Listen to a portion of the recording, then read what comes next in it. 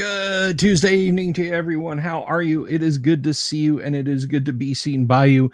And me being the person doing the seeing and being glad about it is he known as Bill Sylvie, aka the Dungeon Delver, coming to you live, loud, and clear on a humid Tuesday evening somewhere from an undisclosed location in the swamps of Central Florida. How are you? How are you, everybody? I'm real happy. Jorge Uribe, good to see you. Tracy Thompson, Vinny Finnegan, Gonzalo Lira's Bartab, Sanovi Tala, and Michael Dale. No, you did not miss it. And anyone and everyone who might be out there watching us over on X, formerly known as Twitter, hello to you too. And if you are watching it over there, give me a shout.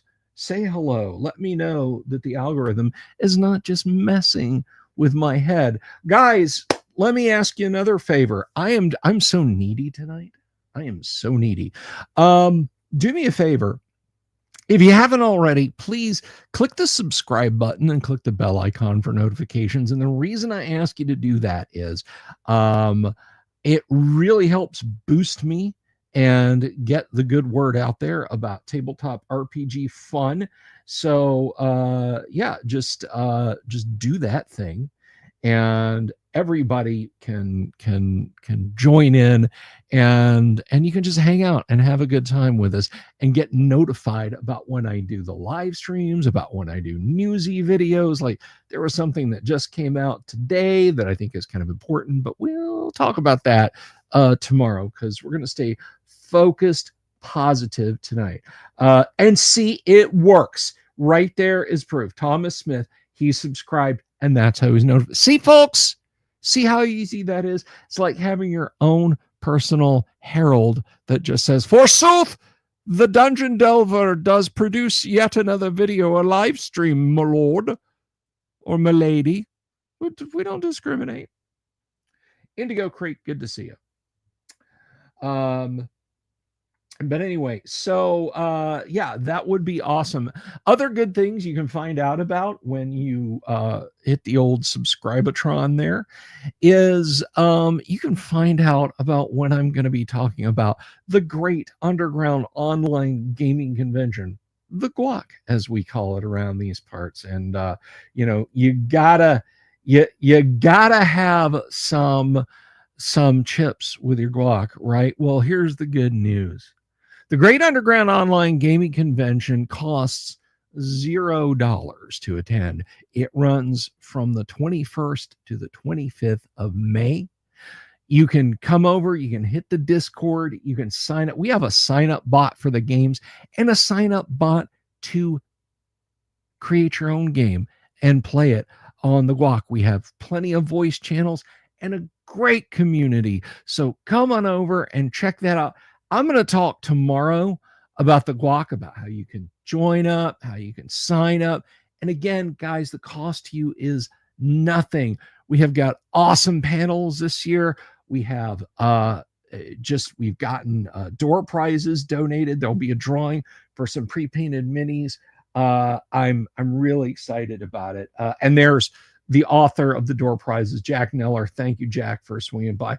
Jeff from Dankar, hello. Gonzalo Lira's Bar Tab. And let's see. So are you playing with me? Well, I tell you what, I will be hosting some games at the guac. And yeah, if you want to jump on board, if you want to game with the Dungeon Delver, absolutely. If you're talking about tonight,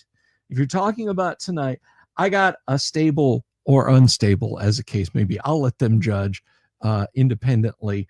Group of gamers I got waiting in the wings to come in here, and we're going to play some first edition AD&D. And I hope you're as excited about that as I am. And a thing you can do to signify your excitement is to give this video a like if you like it.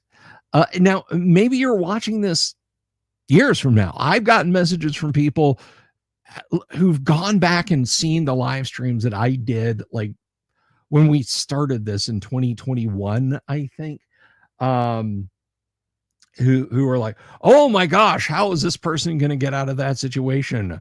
I'll have to watch the next one. And if you're watching this at some point in the future and you're enjoying it, you can also give it a thumbs up, and you can also leave me a comment. I love seeing those, knowing that people go back and watch the old live streams just really puts a smile on my face, particularly when they're the how we play kind of videos. And let me tell you a little bit about that in the time we've got. Yeah, D and Disability, absolutely. Let me tell you a little bit about what we do and how we do it. We play AD&D. We get together and we're playing a game of AD&D. There are no table reads, there are no script writing sessions, there are no story arcs, there are no plots. We're playing AD&D. None of these guys gave me a detailed backstory, and I wouldn't want one anyway. The dice decide what happens. Guys, 10 minutes from now, the Let's Play D&D tonight could be my players are rolling up new characters, because that's just the way the dice worked out, right? But here's the cool thing that you can do. If you guys have any questions about how we're playing, rules questions about the characters, anything, ask over in the chat, which I think is over here. Ask over in the chat over here, and I will answer your question. I don't want you to sit there and feel like, well, whatever. Oh, Sinovi, that makes my heart feel good. I love that. Thank you. Seriously, that is wonderful. I'm gonna screenshot that. I think that's really cool. But anyway, so I want all of you guys to feel like, hey, yeah, you know what? I can ask Bill a question about how he's doing things.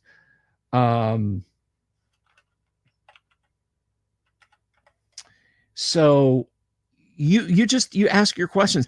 And guys, let me tell you something. If I don't know the answer to your question, or I miss your question, somebody else in the chat may answer your question, because I have got the best looking and the smartest audience of all 5-night-a-week classic TTRPG YouTube live streams. Calvin Walton,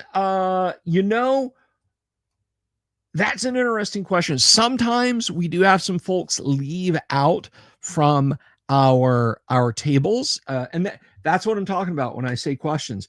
Sometimes folks leave out from the table, and we wind up with very few people. And I start thinking, would it be more interesting to add some players? And at those times, I've got stuff to consider as the DM. And if we kind of come to that elevating point in this game, or in Gamma World, or maybe in the games that my occasional co-host Kyle Schuant likes to run, we will tell the community, not Unearthed Arcana, Jack, for the most part. There are a few things that I as a DM have to dip in the rule book for.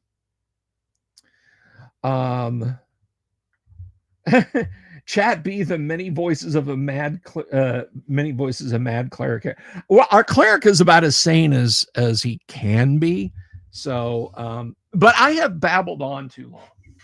I've gone on too long, because I can see through the soundproof glass that Tim has started a food fight with the commissary I put out in the green room. So before that gets too messy, and brown M&Ms get scattered everywhere, I'm going to put my headphones on, and I'm going to invite my players to join me here in the live stream. So everybody, please, let's welcome our first player tonight. Now, this cat has been with us like almost from the beginning. He also plays on Friday nights with us in our Gamma World game, which is on pause right now because I want to get the whole tribe together. And this is real RPG stuff, right?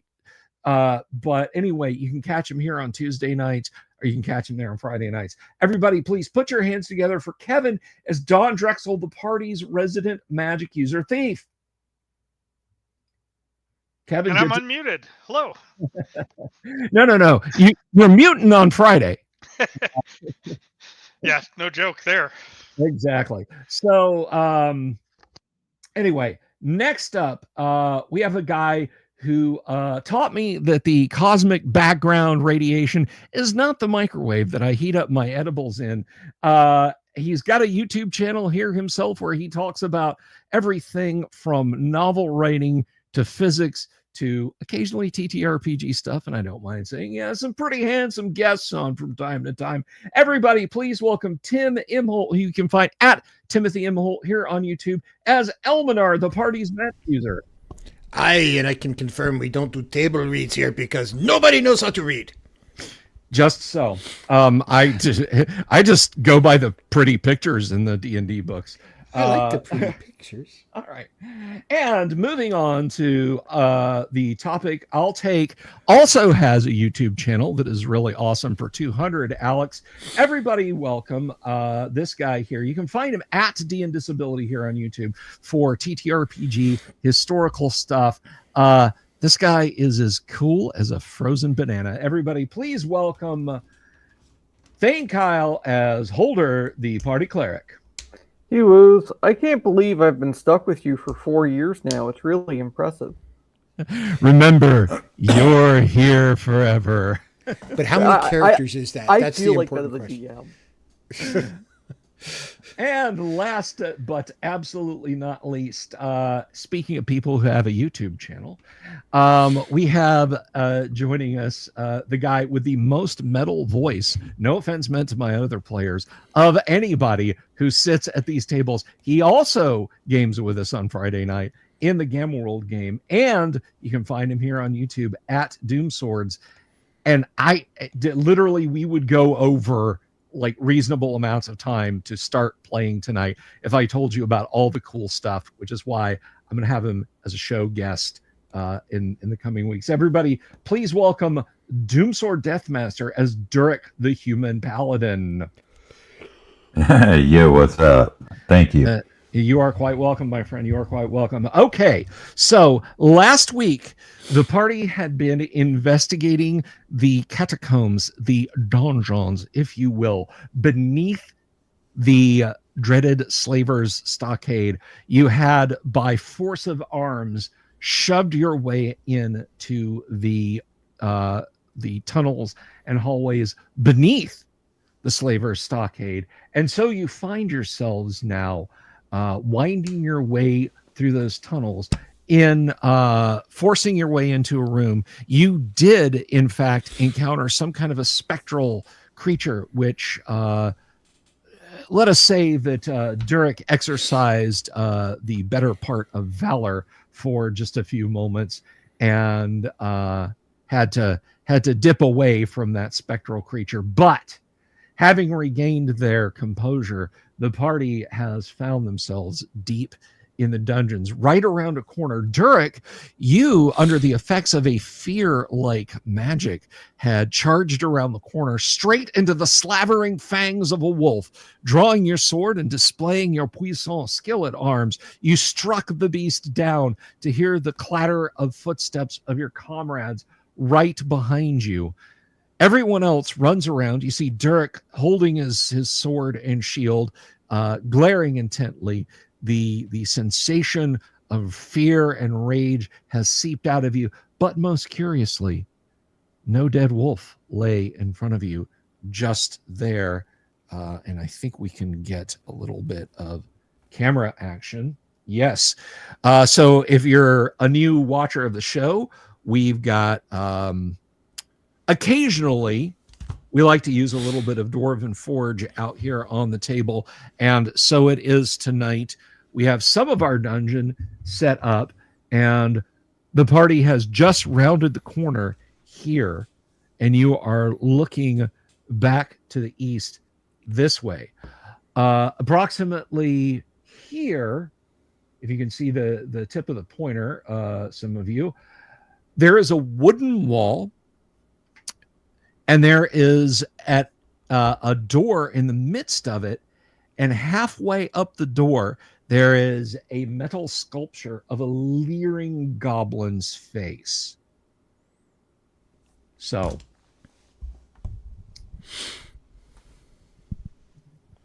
I do not know what came over me, but it is past. Don Drexel, will you have a look? I will have a look. I am still chanting, just so everyone knows. understood. Thank you for reminding me. No reason to stop. Yeah, pretty much. Yeah, really. It's like, Chant hey, look, forever. it's like, You hey, have look, no he's other running purpose. away. It's like, okay, seriously, guys. I know this sounds like it's a lazy way for the cleric to do nothing, and be the pacifist. Number one, yay. But seriously, number two, this spell takes 10 minutes of wind up. I feel like I should at least get 10 minutes out of it. Dude, if you did nothing else but just walk around being quiet, kind of, and providing a bonus. right there. I mean, I don't. Come on. Now, one thing I will say, and this might be controversial and it might put us in hot water, so I'm sorry, fellow players. As a DM, if there is a character chanting in my player's party, they automatically get a 1-point penalty to surprise. They don't get a guaranteed not surprise ever, but it's really hard. You're pretty much only surprising on like a 1 in 6. I mean, you are making noise, and it is certainly something to consider. At any rate, so Don Drexel is advancing up the hallway. So you're just walking towards the door, correct? Yeah, I would do that quietly, but that's apparently a waste of time. So yeah, I'm just gonna walk up to Well, the door. And You gotta get 30, 40 feet away, and it's you're fine. Okay. Yeah. I need to pull. I want to inspect the wall, the door, the mask, and if I could look for traps there. Okay. Let's see. Our So- Lord Jesus, thunk, grant us peace, thunk. Let me see here. I just need to get to the key to the correct level here so I can tell you. That's what that scene in Monty Python means. Pia Jesu Domine, Dona eis requiem. Yes. Which is a standard prayer because I've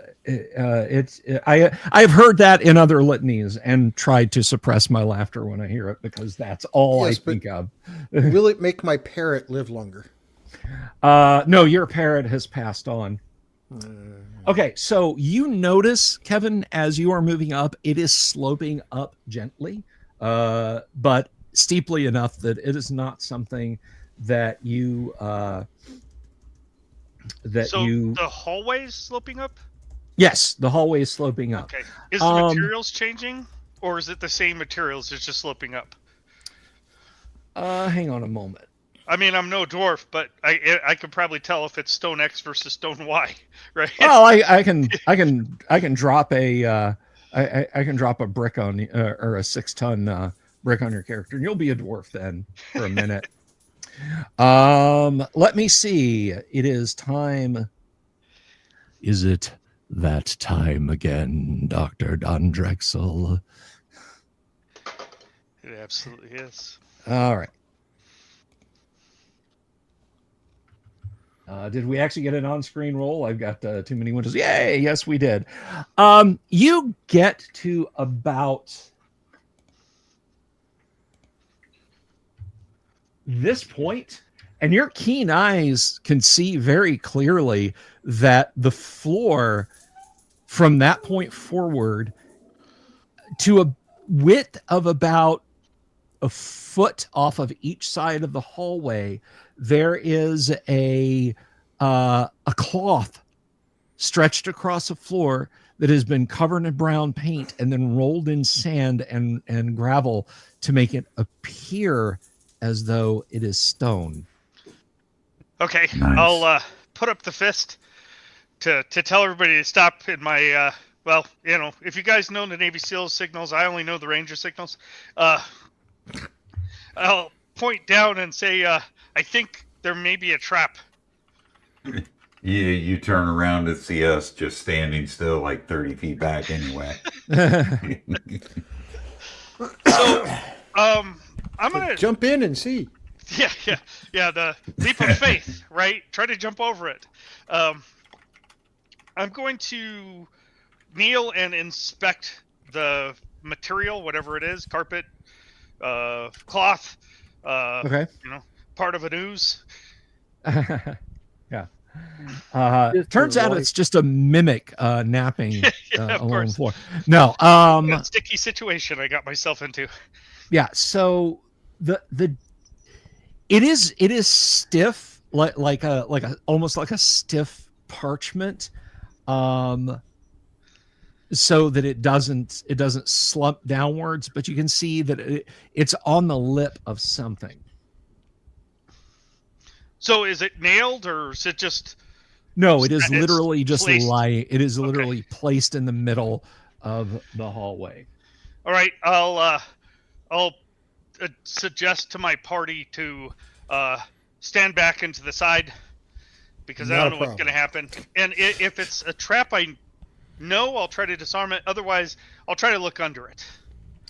Okay. Looking under it, yeah. I mean the cloth that you realize it's like a canvas, is pretty heavy, but you are able to lift it back using your fingers, a dagger, a pry bar, or what? Yeah, I mean, I think in this case I would use a dagger Okay. to try to get under it. Okay. So you lift it up, and like I said, it's not stuck down. It's just the fact that it's 40 feet long and covered with paint and sand. So it's not like, you can just daintily flip it back. Right. So pushing up on it with the tip of your dagger, you can see there is a dark hollow beneath it. But then the light source from a large try that again in English. A large gleam from the magic swords wielded by your companions behind you glints off of an oily, liquidy surface. So Ooh. the hollow is full of something. Okay. Has a damp odor to it too when you lift it up, like stagnant water. Oh, yeah, it's the privy. So No, not that. It's not that bad. Is it like a guy? Is it like a frat house on a Saturday?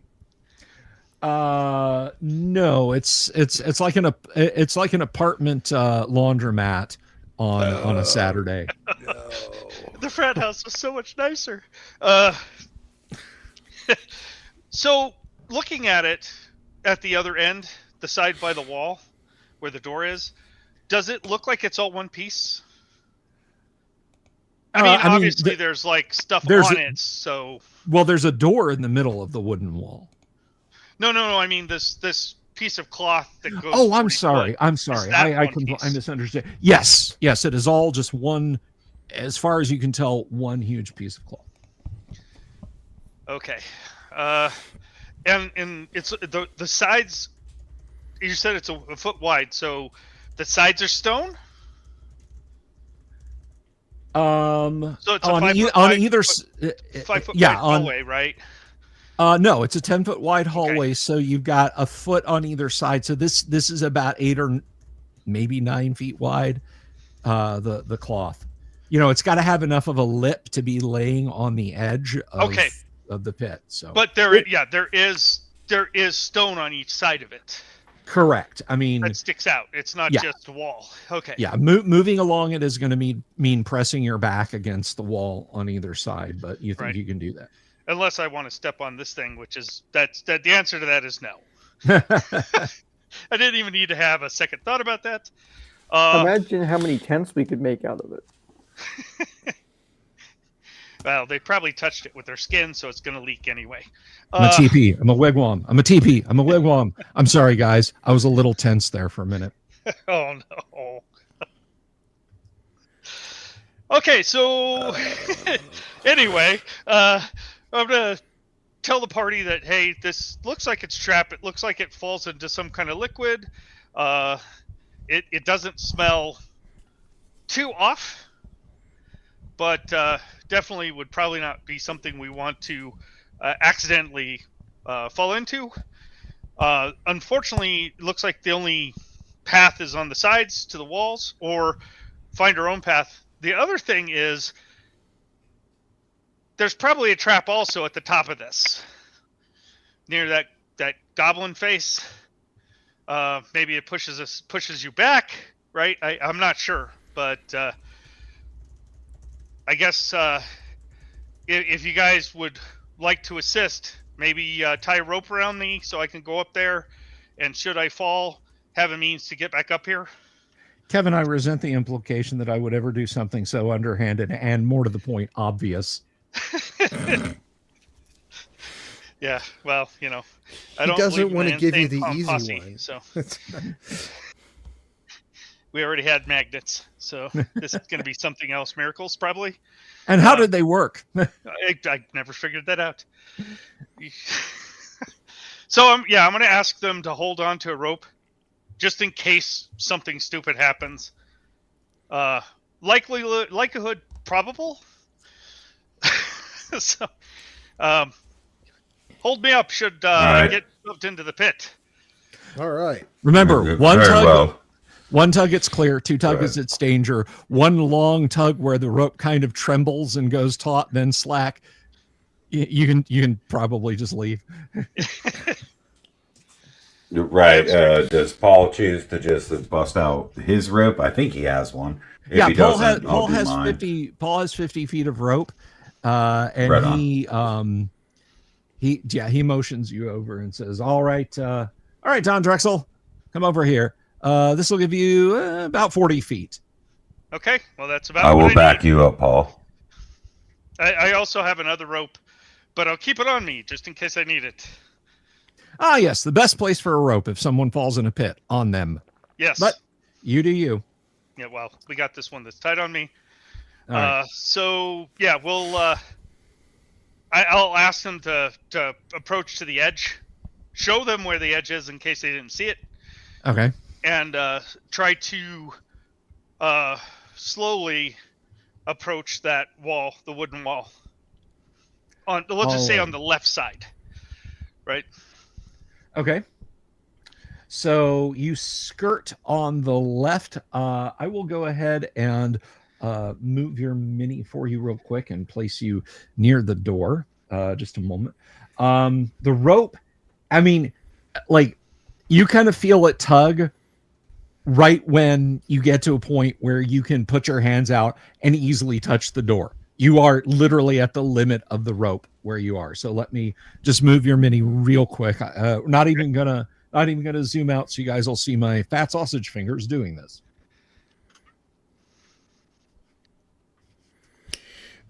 Hundreds of Beavers might be a good movie, but there's a movie running around called Zombeavers I highly recommend. Zombievers. It's about zombie beavers. I guessed. But it would be hilarious if it wasn't. Yeah, if it's it's like a conservation movie or something. Yeah, it's All right. about Oh no, street racing. it's every bit as bad as you imagine it as, but it's so bad you can't stop watching. But is it Those are better or traps. worse than Cocaine Bear? Is it better than?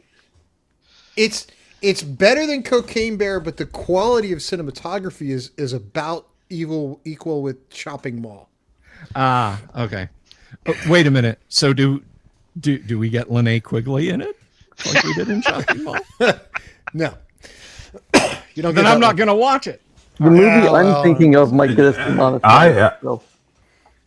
I apologize for interrupting, but actually, as a matter of fact, Bill, it looks to me like you've lost about 15 pounds, if I had to guess. Me? Yes, sir. I don't think so. Hey, maybe it's all that programming. I don't know. Anyway, I'm sorry. Thank Kyle. What were you trying to say, my friend? No, it would get you demonetized. Oh yeah, okay, yeah. Let's not do that. Well, if you all right. want a terrible horror movie that nobody's seen, there's a movie called Curse of the Blue Lights, right? It was done by a troupe from where I grew up, and it's actually much better than you think it would be for being what that is. So, All right. The door has the goblin face, which you can see now is just, it's not metal. It's just been painted with a silver tinged paint. But it is wooden, like the door behind it, the typical goblin face carving, big wide grin, sharp teeth, a tongue sticking out. No opening in the center of it. In the center of the goblin face? Yes. Just No, checking. no, nothing like that. Just checking. Just want to make sure. Just stick your arm in there. Yeah, exactly. So, there's that. There's a pull ring on the right-hand side of the door, of course. What do you wish to do? Okay, so what can I touch with the rope attached? Everything. Okay, The I rope can search for traps? Yes, you can search for traps. Okay, that's what I want to do. I want to search for traps on that wall. The face, the wall, the door, whatever.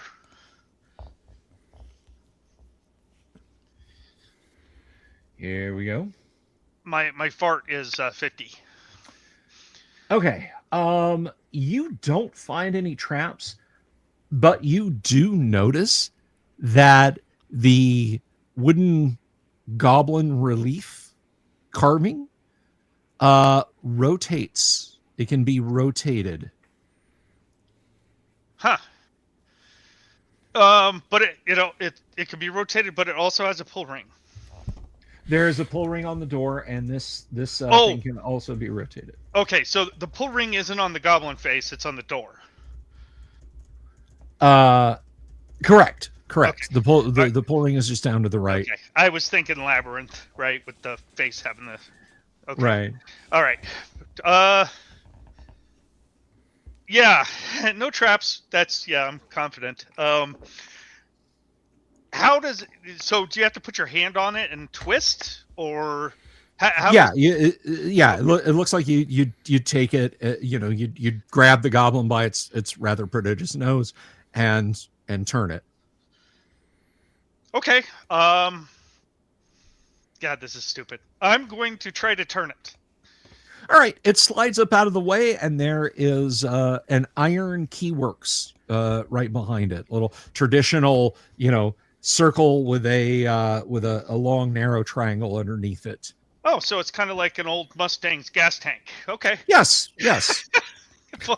I will. I don't think I have the key. I'll ask back. Does anybody have a key for this?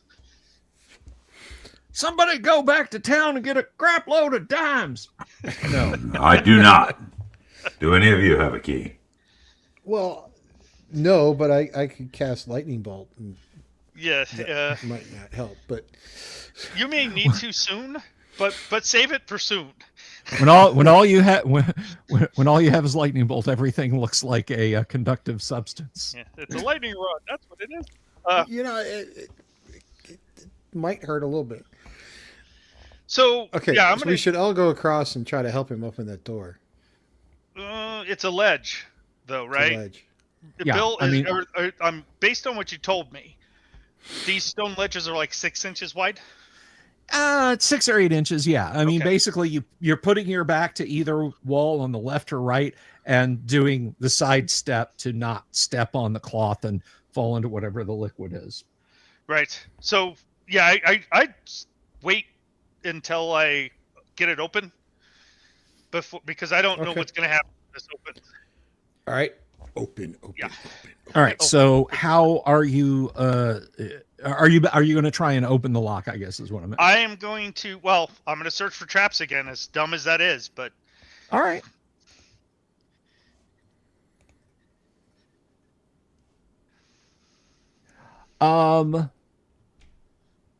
Yeah, you have a strong suspicion that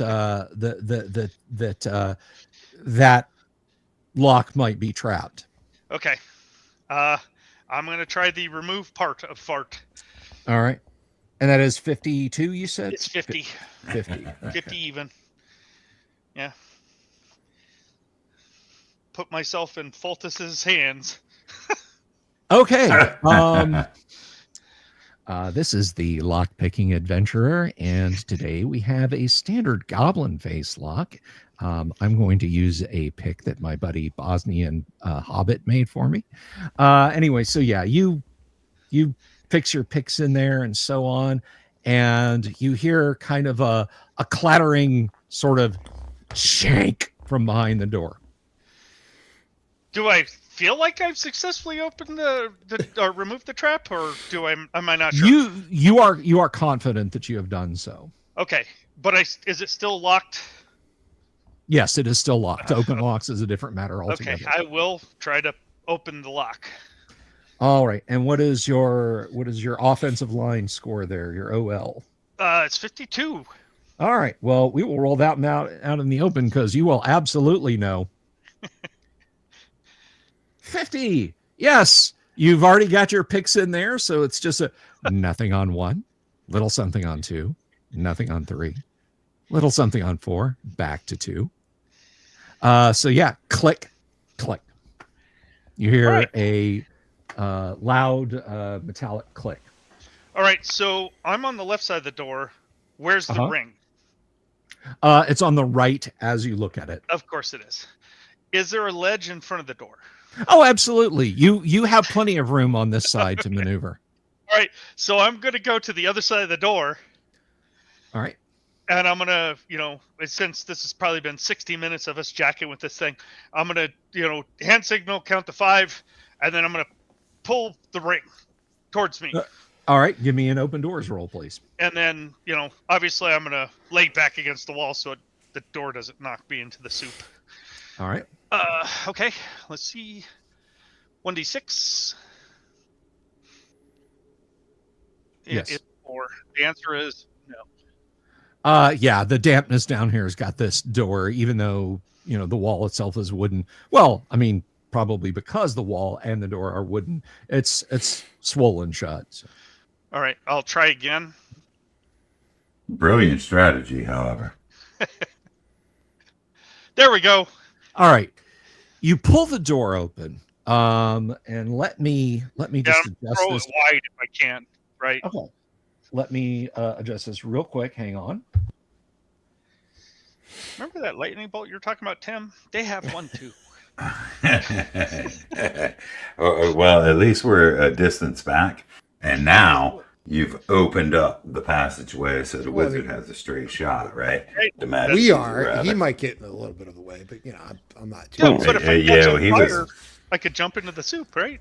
There are some advantages of being around a corner back party. Well, that's true, and that's why Don Drexel, his description of exactly what he was going to do was so important, because he's got himself covered from just about everything. Duck.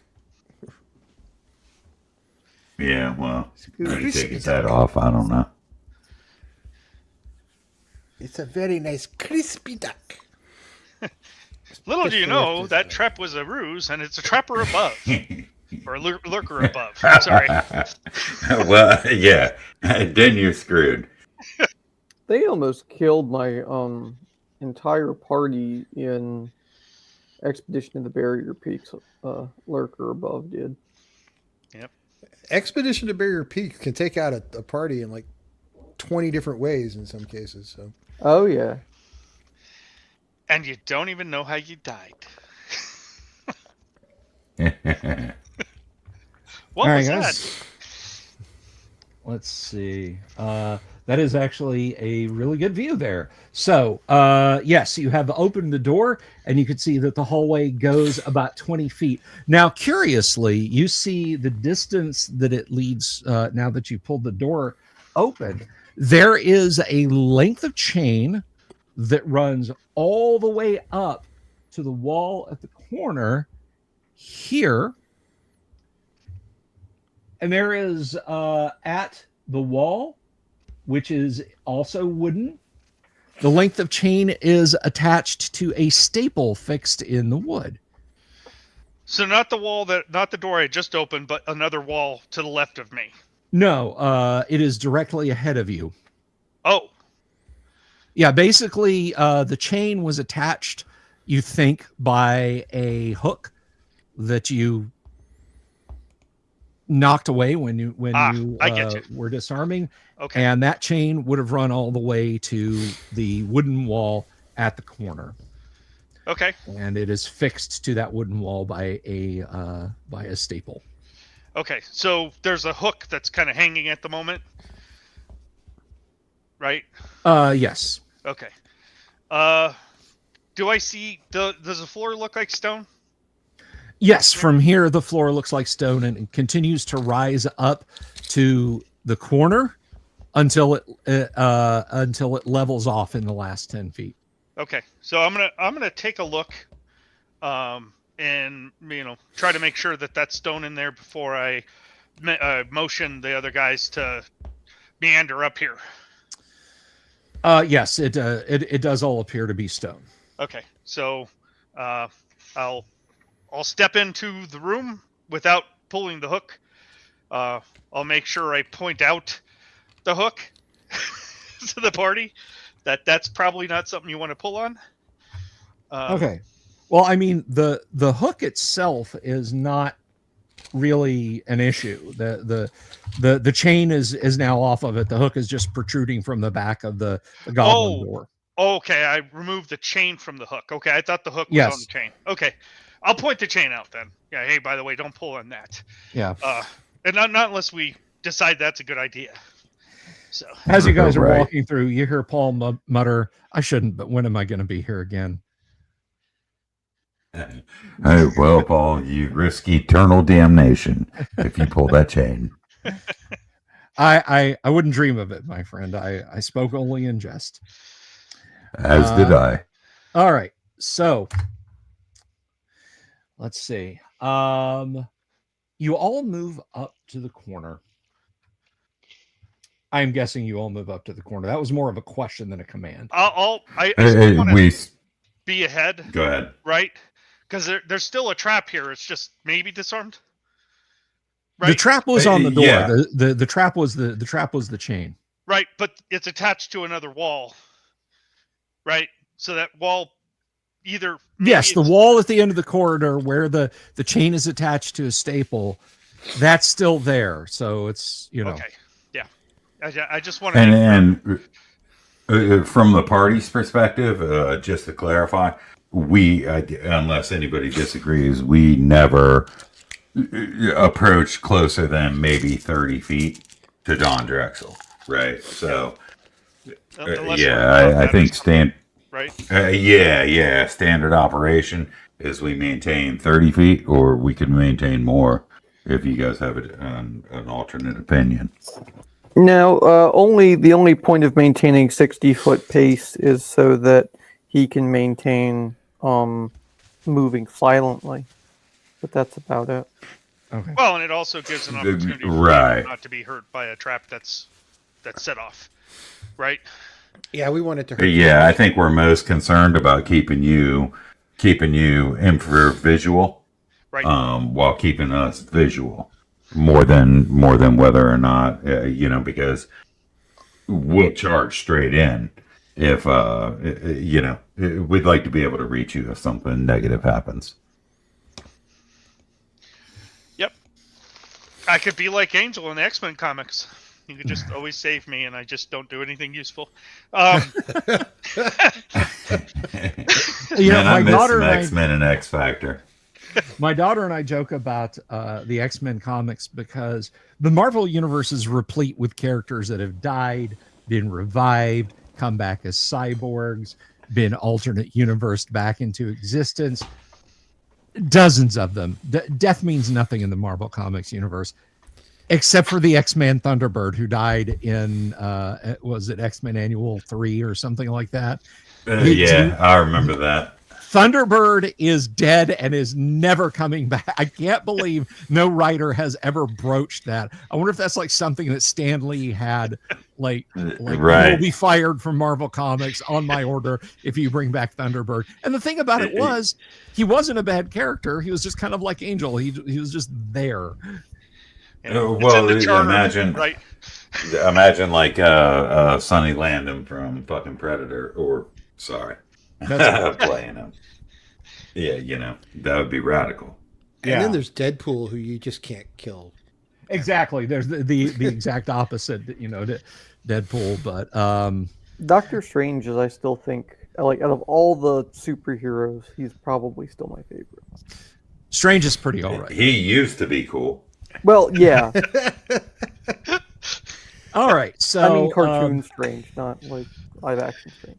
Daniel Rowan, this is for you. Enough, Chuck. All right, gentlemen. So you're moving up and around the corner, correct? Right. Yeah, I want to go around to that other wall. All righty. Let me reposition you, because this is, you know, we require a better camera view. So Normal view. Be right back. He took his headphones off. Oh, now we can say things about his lack of a haircut. Here's 2 bits. Go get a good haircut. Hey, at my age, I'm just happy I still have hair. So here's something messed up, and I don't know if it's the same in your states. Barbers aren't allowed to shave your head. They can shave your face, but not your head. I live in Texas. You can kind of do whatever you want here. Nobody really cares all that much. I've never heard this, and I'm in a state where they legislate stuff just because, right? Yep. It, like, literally for 100 years, it was illegal to wear a red dress after 8 p.m. Yep. New England someplace? Come on. Oh, it's Colorado. So, I'm pretty sure I there was haven't a heard county that, in no. Florida. I'm pretty sure that, apologies, I'm pretty sure there was a county in Florida where it was illegal to spit on the sidewalk for a number of years. I lived in Boston for a while. Nothing would surprise me anymore, but it is kind of interesting to live in Texas, where it's like the rules are a little different here. just don't piss on the Alamo. Yeah, did you hear what Ozzy Don't said do when that. happened? Did you hear Ozzy's He said, response "Oh to that? man, It I was just like, saw a line of ants." no, one of the cops was like, "How would you like it if we went and peed on Buckingham Palace?" He goes, "Go ahead, I don't live there. I don't care." Fair enough. He said it with more flair, but I'm trying not to get Bill demonetized. Also, so. here's I do the appreciate that. Here's the funny thing about English architecture around Buckingham Palace and in England. They have angles built into the walls, built to specifically stop that. It splashes everything back on you. Yeah, I don't think that would have stopped Ozzy on a few occasions. No, No, not at all. He was going either way. It was just whether he chose to, and not get it in his pants or do it right with his pants on. So Yeah, I don't know what I just walked back into, guys, but let's play some D&D. So, so Kevin, as you look to the north, the entire corridor here, wall, ceiling, and floor, is a grillwork with 1 foot by 1 foot spaces extending for about 60 feet. The stone bars that form the grillwork seem to be covered with a black, viscous liquid that appears slick. I need one of the 3 storms to help me with this. You know which one. Yeah, I don't like this at all, and I'm not sure. Does it? So, is the chain attached to it? No, the chain. It's to a ring on the wall. Okay. Yeah, the chain. Yeah, the chain is behind you now. It's okay. It doesn't factor into your plans currently, unless At least you want to not that I know of. grab it and pull it. Yeah. Do I see anything that's dangling from it? That's Or- dangling from what? From the chain? No, from the grate or the whatever that is up there with the weird oozy stuff on it. Oh, no. It's just a series of gridded squares, and the grid itself is carved from the stone of the floor, the walls, and the ceiling. So it's not like a metal lattice. It's stone. Correct. I'm sorry, guys. I'm parked on the cord for my stream box, and if I move wrong, I'm going to destroy a $200 piece of AV gear. So, begging your pardon for a moment. I'm not just deciding to do yoga in the middle of the stream. Hey, Don Drexel, do you know what happens to a toad that's been struck by lightning? It blows up like anything else. I don't know. Yes. The same thing that happens to everything else. Yeah, it's my favorite. It's my favorite line from the X-Men movies because it's so bad it's good. You know, Yes. there was I don't know if you guys saw it recently. There was a lightning strike in a house in Texas this last weekend, or maybe it was yesterday, where the lightning struck and immediately fire billowed out of the house. Right, and I'm like, man, that's just terrible. Lightning is really, really nasty stuff. It really is. Okay, so what do, guys? Enchanted. We all need to go catch up to get. I'll wave them up and tell them that we have a conundrum. There's some kind of weird goo on the ceiling, and the ceiling's weird, strange. Ceiling, floor, and walls. This entire every surface you're looking down has this grid carved into it. Okay, yeah. So something is awry here. Is this something where I could use fine traps, or it's just too oblique? Dude, you can always search for traps. Okay, I'm gonna see if I can find traps from where Also, I'm at the nearest spot. Does this I guess happen the to be floor? green slime? No, it's black. Does Yeah, it it's does it glow in the dark? None of that stuff is good, right? All the oozes and slimes and jellies, none of that's good. They're all terribly bad. I mean, there's one in Deities and Demigods it's just a normal monster that it's just as bad as all the others, but your death isn't entirely unpleasant. I So don't think ochre jellies are that bad, if I remember correctly. I once had a character who insisted on checking for psionics, and I let them have it, and they were a roaming heal bot because they got cell adjustment, and then they ran into a gray ooze. Gray ooze are intelligent, and they can attack with psychic crush. Yep. Is it? Guess who died that day? Is this ooze a mimic? So no, the disgusting slimy stuff, it is not a mimic. Like I said, it just seems like a viscous oil, and there don't appear to be traps. Getting close enough, you can see that each 1x1 grid square is about 2 feet deep. Oh, And they're the walls. holes. Yeah, the walls and sides of it are also coated in this disgusting crap. All right, so we can't fall in. We just have to be careful. But is like the top, like on the floor, is the horizontal surfaces covered with this as well? Yes, everything. Okay. So yeah, good luck not slipping into those. You know what might work? How long was this? You said 60 foot? 60 feet, yes. I remember seeing this patch of burlap or something really, really recently that looked like it might be stiff enough to slide on top of this. Yeah, I will point out that is only about, you know what, let me see. It was 40 foot, right? Like 9 by 40? Oh, yeah, getting around the corner might be a problem. Well, no, because it should roll up, even if it's been Yeah. tarred and coated in sand. It'll still fold. And I misspoke, Kevin. It's only about 20 feet long. Okay, so it's a third of the distance we need. Yeah. Good luck trying to pull it up and move it forward when you're standing on it. Although that's funny in the Three Stooges. What do you guys suggest we do? I'm guessing this stuff is specifically nasty. But yeah, I do want to still search for traps just in case. Yeah. Well, you have searched for traps as far as you can, Okay. and you have not discovered any. Okay.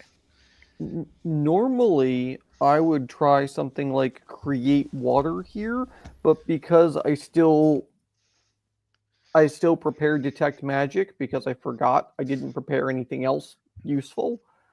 So if we're willing to camp somewhere and come back, I can try and see if some of it washes away with the, I don't know, like 40 gallons or whatever, something stupid I can create. Well, surely we can bypass this, correct? I don't know. Don't call me Shirley. So. I don't think we saw another passage. This was Right. Well, I didn't mean bypass it in that way. What I meant was make a safe way for us to pass. Sure. I'm not sure how, but yeah, I'm open for suggestions. Well, Here's my indeed. suggestion box, just in case So- I need to formalize that. So the section in between these grids, how wide are they? Can we balance? It is them? one. It is 1 by 1, so it 1 is foot large by 1 enough. foot by 2 foot. Yeah, it is All right, so large we can enough walk that you're. across. we can walk down the center. Yeah. It's not like they're impossible to stride over. Wait. It's not 1 by 1 by 1 the entire distance? Yes, it is. Each grid square is 1 foot by 1 foot by 2 feet. Okay. And there's just thin horizontal planes between these things? Yes, perhaps with the an goo inch. on it. Yes. So Yeah, it's- I mean, if you're willing to step on the goo, well, to me, it just sounds like a save the death ray to make your way across the stepping stones of peril. So the goo covers the entire length of the concourse with which we must pass. Correct. Yes. and to the right and the left and above. Right? Indeed. So it drips down. It We don't could. have to worry too much about the left or the right. Have you tested its melting capability against various materials? I have not. I know you tested with wood, correct? Yeah. Yeah, Throw I a mean, silver piece. let's do that. I'll get a torch. And I'll touch the back end of the torch against it. Is it No. viscous, like real slick? Okay. I'm not being disgusted. Have you ever accidentally gotten snot on your hands and it seems like no matter what you do, you can't get it off? Yeah, I used to Absolutely. pick pinion nuts as a kid, That- and yeah, That is what this is like on the back of the torch. It's like when Egon hands Peter the petri dish in the library, and he's like, "Oh God," and he's just desperately trying to it's he's like wiping his hands and So That's it's what yucky, this stuff but is not. like. Yeah. well, I it's- haven't touched it's it with icky, my but hand. not super Right. icky. You haven't touched it with your hands, but it like you touch the torch to it, and now there's a thread of it, and like you seem to, it's like you're moving the torch way back, and the thread is still staying stuck, and it's you Somebody scrape it on blows the their nose floor, and now it's attached to the floor and attached to the grid and the end of the torch. It's but it's also slick. So this is one of those places where you slip, you fall, and then you're stuck. No. It's not adhesive. Oh, Not in the sense of glue-like. okay. This is a fun experiment. Yeah. Yeah, since I have the torch, I'm gonna light the torch and I'm gonna throw it, and I'm gonna tell people to stand back, and I'm gonna throw it 30 feet back, Okay. into the whatever this is, the slime trap, and Yeah, see we'll if see it if it's- burns. We'll see if it's petroleum based. Yeah, right. I mean, it's kind of like KY jelly, so why not? Sure. Well, this is the bomb. All right. I'm just so, going to throw this out that I think you guys are giving Bill way too much credit. I think this is just nasty. Personally, I think this is just an oil slick that like just gets you coated in it, so that when you run into the next room, you can't like stop sliding, and you just like the frictionless room in White Plume Mountain. White Plume Mountain, Yes. right? I don't know. No, I so think it's a there's slip and slide. I Roll. think there's a large bag Yeah, of I'll feathers watch. in the next room. As I tell my Monday night players when they say such things, well, I wasn't gonna do that, but now that you bring it up. So yeah, you throw your torch, it clatters on the stone dully and vanishes down one of the holes. No obvious flame. No. Oh, I had only one torch. I guess I have 0 torches. You had only one torch. Yeah, my only torch. Okay, well, it's not flammable. I didn't notice it etching or anything in the wood. Any etching? Yeah, No. like when I put the stuff on there, it wasn't like eating it or. No, It's no, not no, an no, acid, right? No. Well, yeah, it's not acid. I'm not given the circumstances. This looks very dastardly, and I'm not going to figure out what it is before we find out the hard way.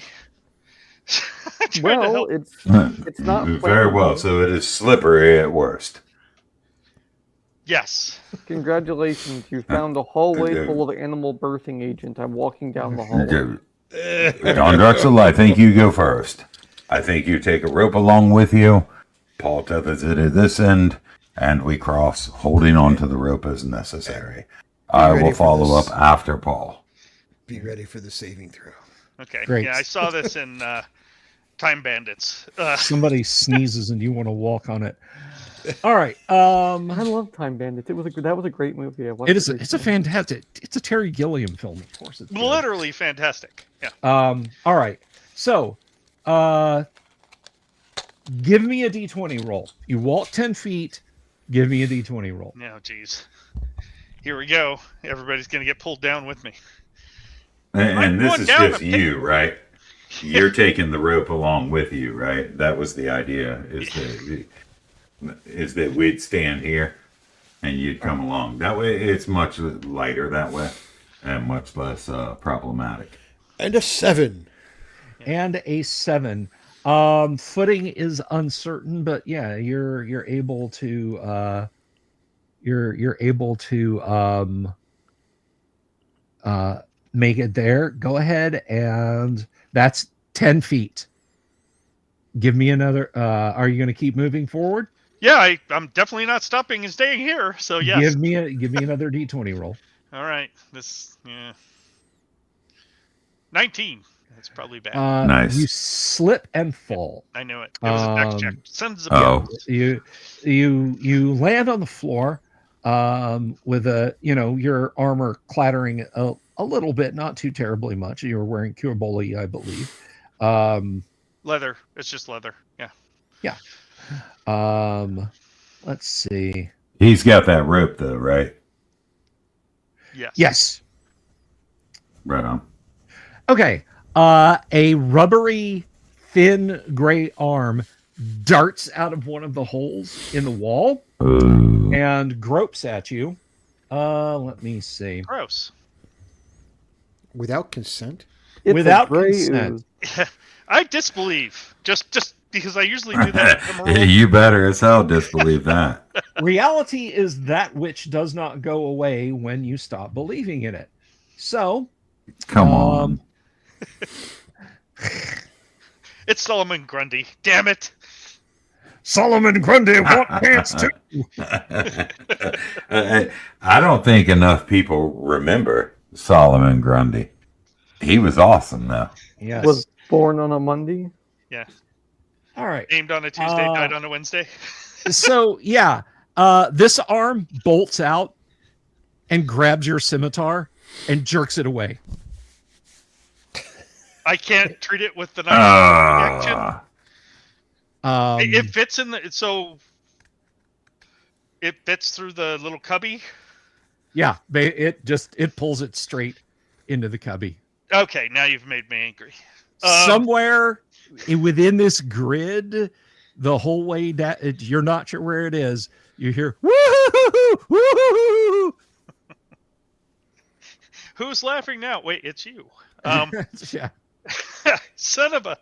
I'll tell people. 40 feet down, immediately, you see a big bulbous head with frog-like eyes, grayish blackish skin, and an idiot grin, and a hand holding your scimitar poke up, and it's waving the scimitar, and then it pulls back down. Whack-a-mole, whack-a-frog. Okay, that made me very angry. Well, this is new. Does it stay up long enough for me to cast a web spell at it? You know what? Let's go ahead and Tim, if you want to do that when you see it bolt up, we can do that. It'll come down to initiative. Paul is like, good grief, what is that? Some breed of goblin? Are you still chanting, Holder? Yeah, I'm still chanting. That's fine. That's I've never absolutely seen. fine. This is a rare first for me. I've never seen this. Okay, and Dooms, how about Durek? What is he doing? I suspect that I'm going to do my best to hold on to the rope because that's the only tether that I have to the character under duress. Okay, and Kevin, how about Don Drexel?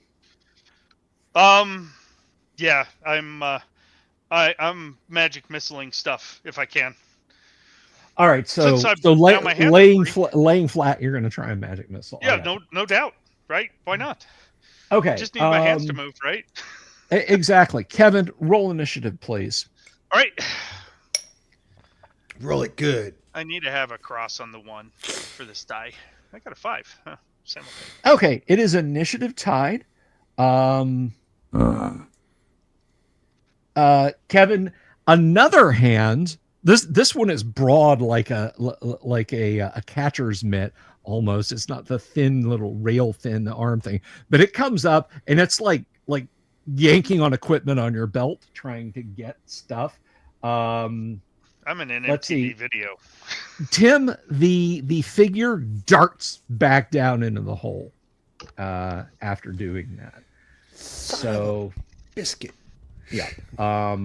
So you may still cast your web down there if you want, but you don't have an obvious target. I mean, web just requires that you target 2 walls and go from there. So I'll wait. I'll pass. Okay. Because it makes no sense to do that right now. So alrighty. Since I'm face down, I'm looking in one of those holes. Is there like a horizontal surface at the bottom of them?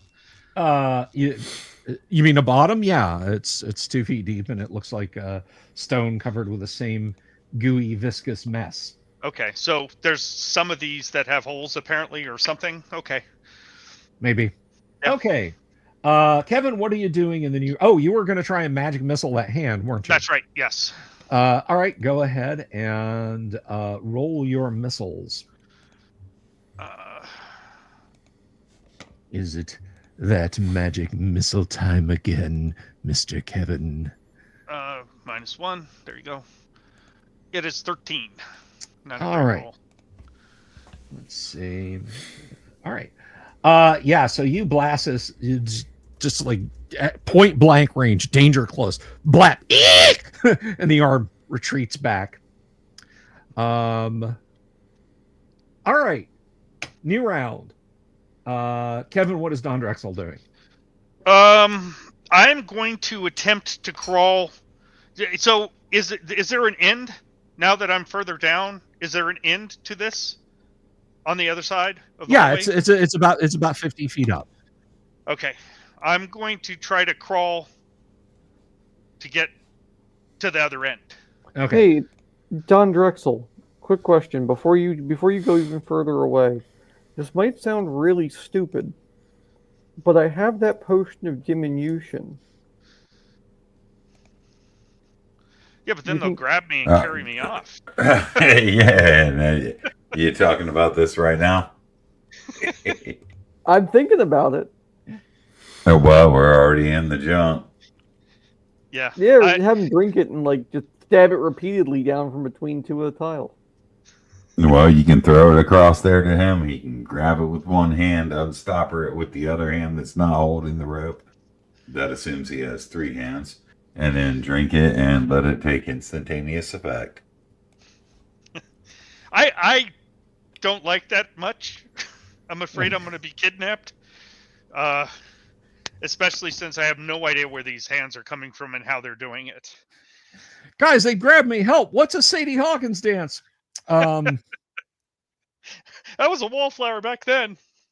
Now I'm in the hop.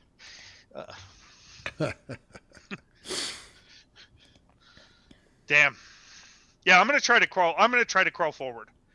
Okay, so you're crawling forward. Everyone else is just kind of Tim. How about Elminar? What's he doing? I'm gonna crawl forward as well. All right, so you're gonna lay down and crawl forward.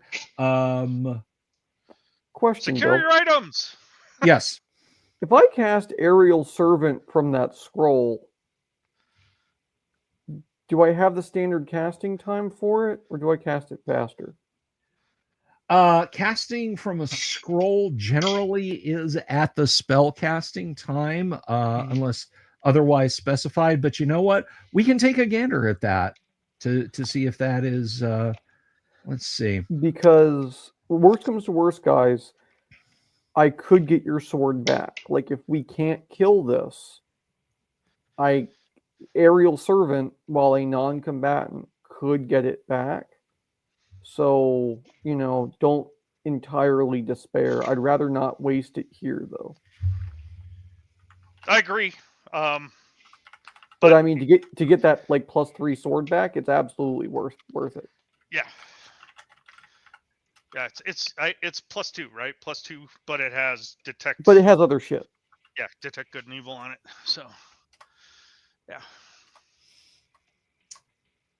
Give me just a minute here, and I will let you know. Manufacture of scrolls. That's not what we need. I know the casting time on Aerial Servant's pretty long.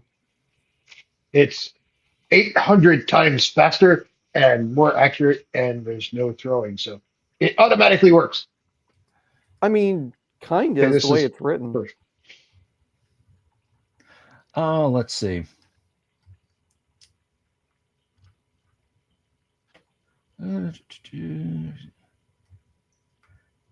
I'm curious what other weapons this weird goo monster might have grabbed as well.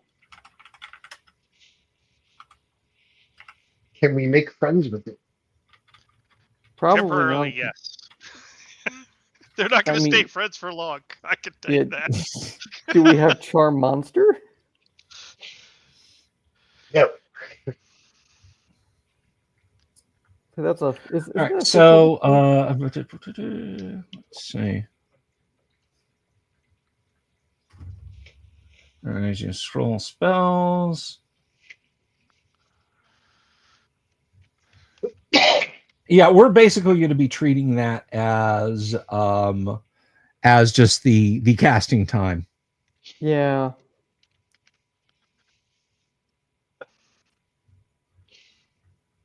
Sorry, guys, it was a thought. Still may be worth it. So Elminar is crawling. Kevin Don Drexel is crawling. Let's go ahead and Kevin, roll initiative for me if you would, please. Oh, geez, not again. Okay, let's find out. I got a 3. Darg. Okay.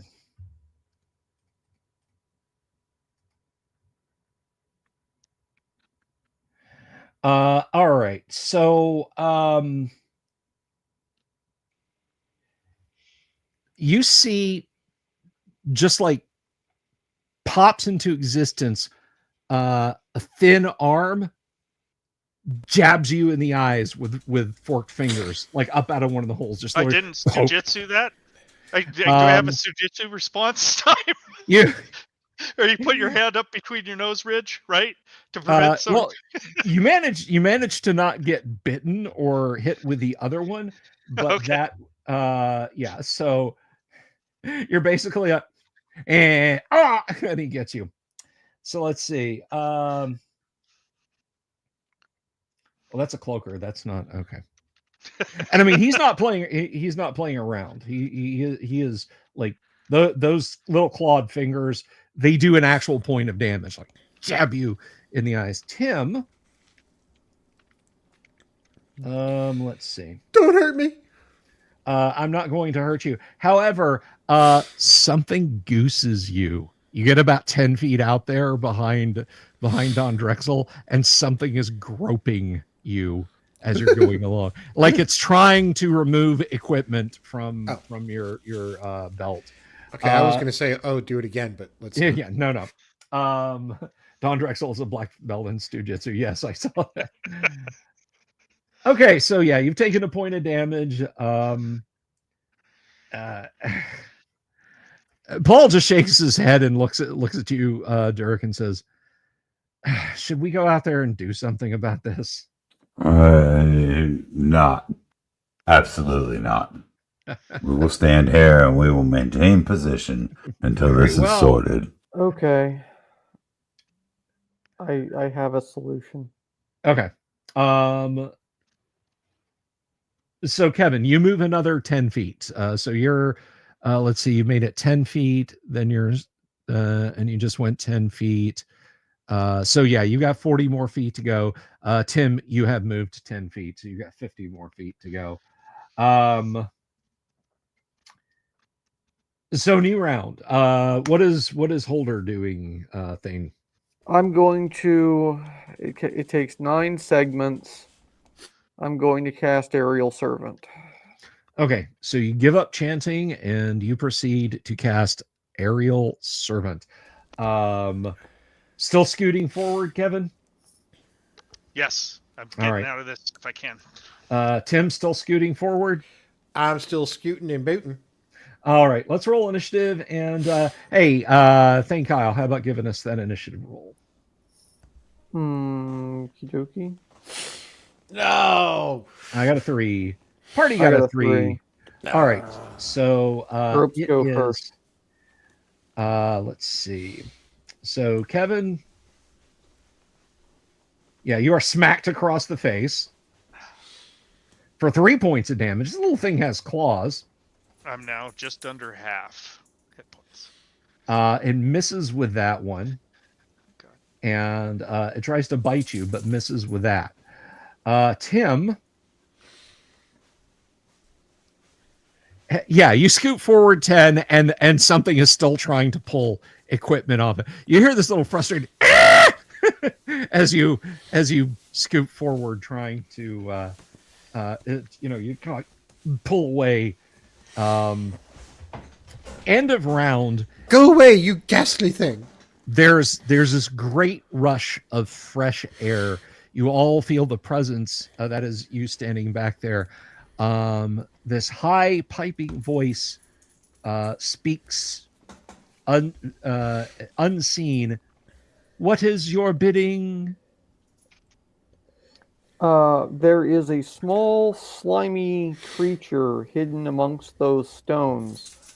I would like you to wrest it from its place and bring it before me. They can do that. They can retrieve creatures. All right. There is a rush of air, as presumably the aerial servant moves forward unseen into the corridor. So it is moving in this round to try and retrieve one of those. Kevin, I'm sorry, Don Drexel, Elminar are still scooting forward. Yes, sir. Okay, let's see. Dooms, be ready to cut it down. All right. Dooms, roll initiative for me, please. Whoops, I should not have done that. Double-fisted initiative. Nice. Thank you. We love you, Dooms. Okay. Right on. And okay. You guys are moving forward. Kevin, you move forward 10 feet. Tim, you move forward 10 feet. 1, 2, 3, 4, 5, 6. Kevin, one of these things rises up. You presume it's the same one that's been assaulting you. It's pulling a hideous little face. It's like opening its own nostrils and then reaches forward to do the same to you, presumably. Let's see. When suddenly,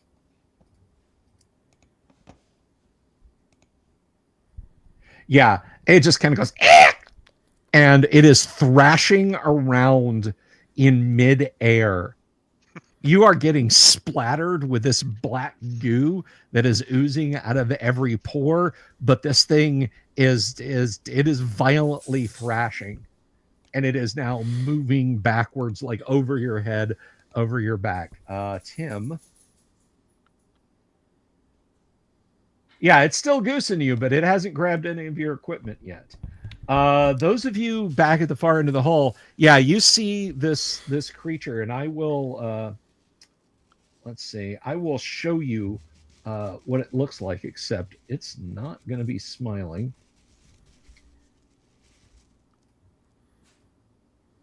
Put that up there. That's what it looks like, and it is Bring us the being carried precious. towards you. Yeah, kind of like that. Yeah, and it is now moving rapidly down the hall towards you. Those of you on the end of the hall there, what are your plans when this thing drops this critter off? I'll just charge. Okay. Well, I mean, it's going to bring it straight to Holder. I think we should Right. slap Well, it in the face. if it drops right there, I'll chop it.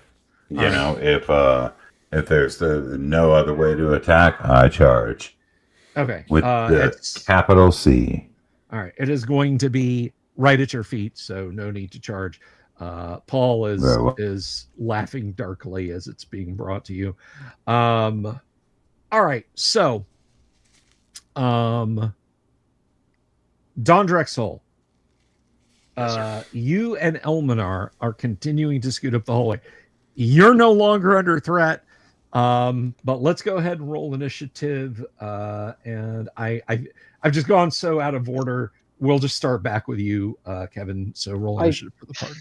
I hate to do this, but I can give it another order, DM. I can order it for a number of days equal to my level. No, that's or the fine. level that the spell was cast at. That is not a hateful thing at all. That you are using it as it should be. I'd like to send it out for more, so I'll just once it drop this one off, go grab another one. Not like that. Yeah. really Note that you must maintain concentration, and if the aerial serpent is in any way whatsoever disrupted in its mission, it will come back and attack you tenfold. Well, there's not much I can do about that. Okay. Yay. It drops the thing in front of you. You guys can act before it has a chance to do anything. It did not like being squeezed and held and not able to move. Paul, seeing you heal up, he swings his sword. He got a 12. Paul is brawny thewed, so that is actually going to hit. It is a normal size creature. Hits it for 9 points of damage total. Thwack! You want to take a swing at it there, Dooms? As long as I'm not under the requirement of holding that rope anymore. Am I No, not? you can just not hold the rope if you don't want to. Yeah, but I don't want the rope to fall, and I don't want anybody to die. Oh, okay. Well, I mean, you can hold the rope and swing the sword at the same time. You just won't get any shield bonus. Yeah, very well. I shall do that then. All right. AC 5. Precious. AC 5, that will hit. Hit the precious. Excellent. 5 points. So let's see, 5 points and 9 points.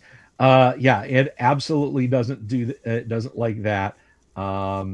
It's bleeding kind of a purplish blood everywhere, sweating the black stuff. I shall stab it with my dagger. You are lying on your belly 30 feet away from it. Never so- mind, I won't stab anything. However, another arm reaches up to grab you.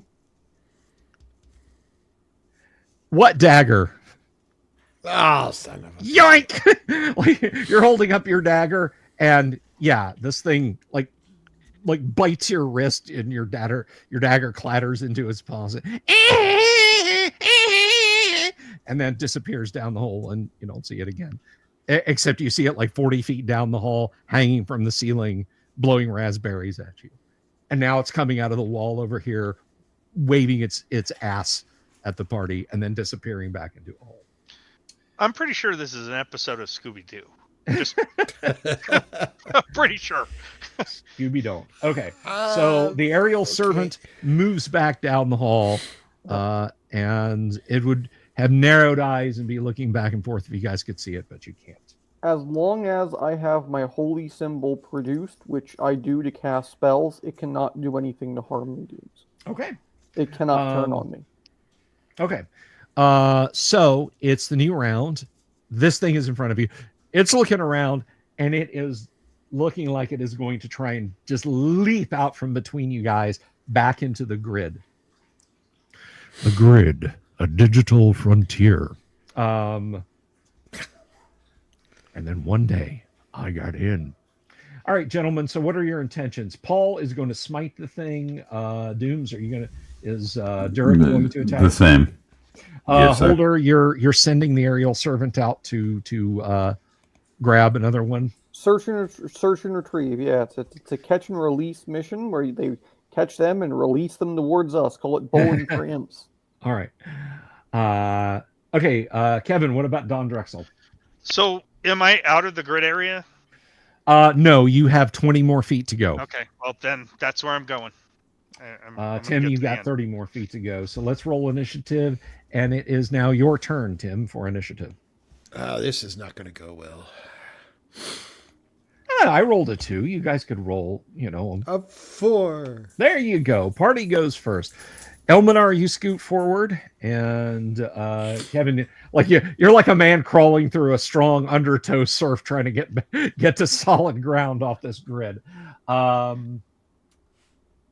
And then the aerial servant. Oh, that is the wrong die. The aerial servant absolutely catches the creature in total surprise.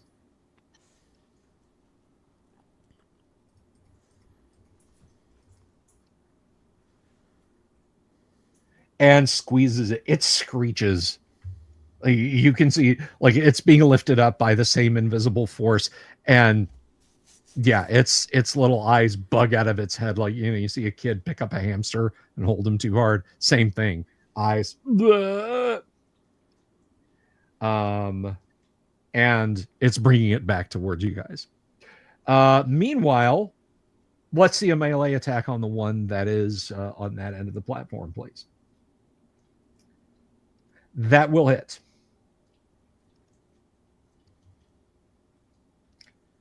For 6. So let's see. That was 14. Yeah, it's not love and life. That's 21 points of damage. And Paul takes a whack at it also and says, I slipped. This thing's disgusting viscous oil is everywhere. It leaps onto the grid. And the one that's just kind of floating through the air is like as it's being dragged back and thrown unceremoniously on the ground in front of you guys. And it too is scrambling back to its feet to try and leap into the grid. All right, gentlemen. That was the end of the round. One of them dives in. There's this audible pop as it reaches the holes. Kevin, Don Drexel drags himself back onto the onto solid ground. Tim, you are 10 feet more behind him though, and missing your dagger, I should point out. So, new round. Those of you on the far end of the hallway have one of these golem-like beings before you, these little gangrel creatures. The other one has apparently disappeared. Let's go ahead and roll initiative, and it is Thane Kyle, it's your turn. Sure, there should be 2 in front of the party very soon, provided the first one's not dead, I guess. The first one isn't dead, but it bolted. Like it headed Well, back for okay. the grid. I'm going to send the aerial servant back for more. All right. This one's going to try and bolt also, but those of you who are swinging at it will gain +4 to hit it. So let's see a 2-hit roll. That will hit. And I can still attack and stuff while using the spell as well, as long as I'm not slain. All right, so that was 6, and it had taken. All right, that I gotta check.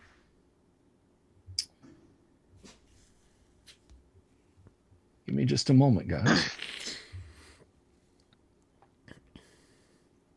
Damien, yeah, you hit that thing with your sword and wound it quite badly. It is donezo. It is gone. Okay. So it is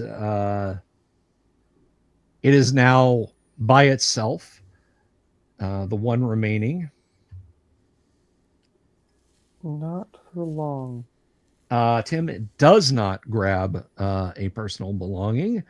And Elminar, at the end of this round, will be up on his feet on the other side. By the way, Don Drexel, you get there, you're covered with this stuff. Of course. Yeah. It's my kink now. Yeah. I didn't want to hear that. I didn't need to hear that. We'll try not to shame you for it, but we might have to a little bit. Hey, you're into that stuff, right? All right. Joke's on you. That's my kink. Hey, I'm with you, Tim. All right. Okay.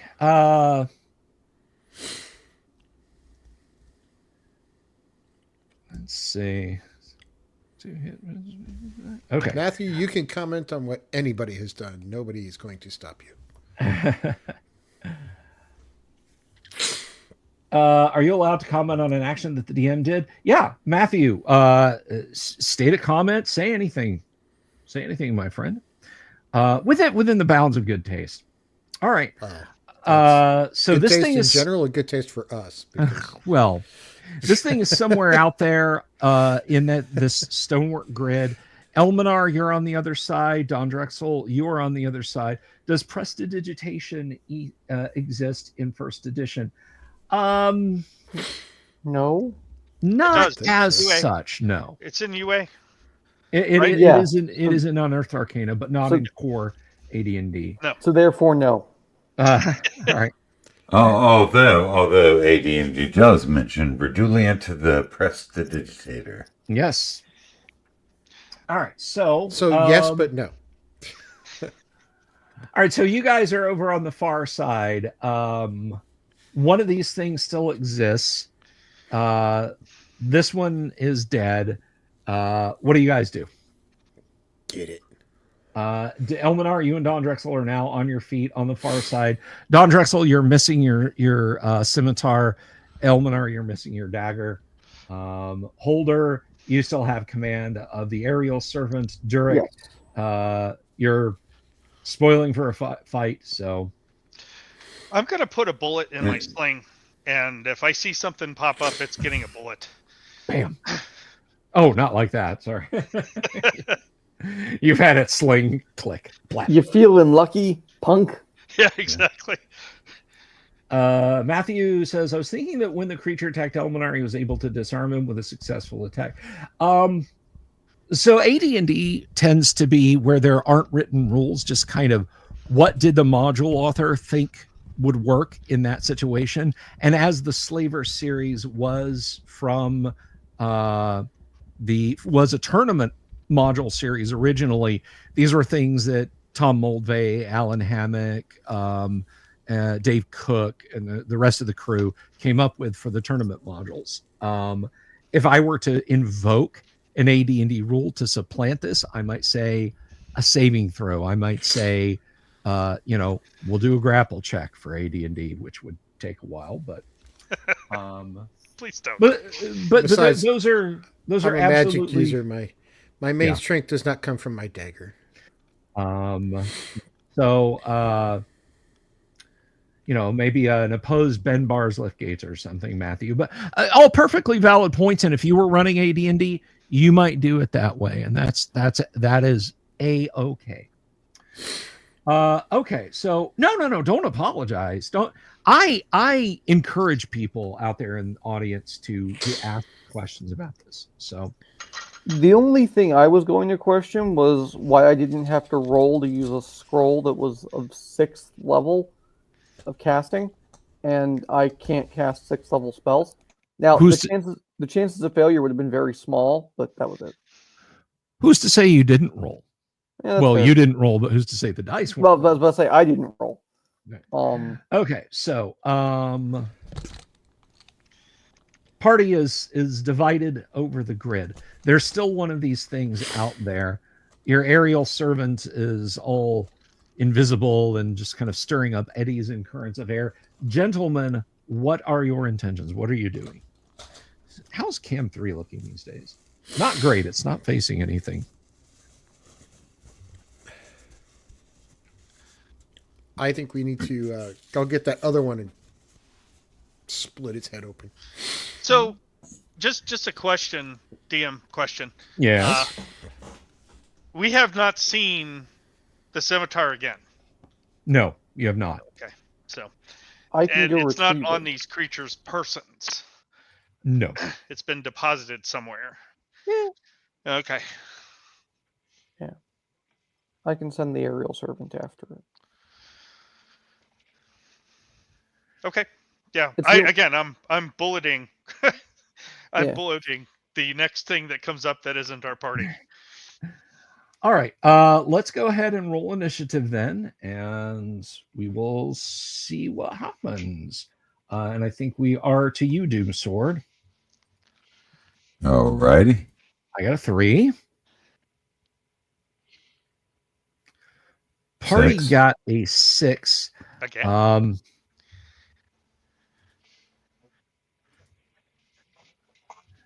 All right, that is still a segment of surprise. The aerial servant reaches out, and yeah, you see a boggle just wrenched out of the hole, and it is screeching and yelling, and the boggle is now gliding across back towards those of you where Holder is. Oh, I let the cat out of the bag. It's a boggle. So yeah, it unceremoniously plops it before you, and this thing, it's scrambling up again, trying to leapfrog away from you. It's Don not going. Drexel, you wanna attack it? Yeah. I'm sorry. It's on the other end. Yeah. Derek, if it's floating, I'm not going to attack it. So okay. Yeah. Yeah, I presume when you said anything that pops up was like out of a hole, not. Yes. All right. Not being grabbed by something. Yeah, Paul hauls off and chops this thing. It didn't like that at all. Derek, you want to take your roll? That is sufficient to strike it.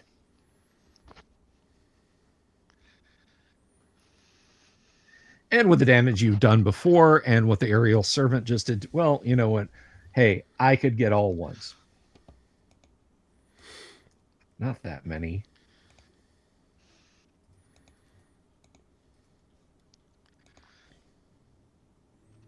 Yes. You guys are basically chopping this thing as it's thrown to the floor, and it kind of twitches. You think it's going to jump, so you stab it a couple of times, and then you realize it's just like you didn't really have to. So,